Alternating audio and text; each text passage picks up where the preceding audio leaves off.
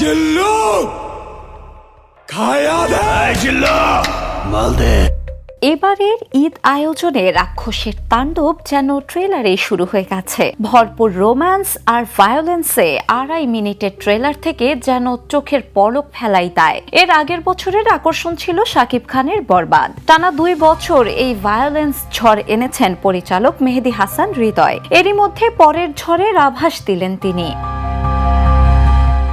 সম্প্রতি একটি Facebook post দেন পরিচালক মেহেদী হাসান হৃদয়, যেখানে দেখা যায় একটি পোস্টারে মধ্যখানে পরিচালকের ছবি আর নিচে 3টি বক্সের একটিতে বরবাদের পোস্টার, অপরটিতে রাক্ষসের পোস্টার আর পরেরটিতে লেখা কামিং সুন। তার এমন পোস্টে কিছুটা ইঙ্গিত মিলে হয়তো অল্প সময়ের মধ্যেই আরও একটি ব্যবসা সফল সিনেমা আসতে চলেছে।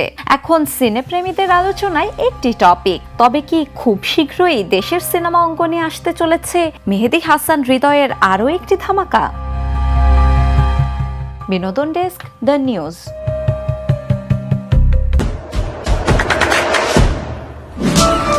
দেশে দেশে সবার সাথে, দ্য নিউজ।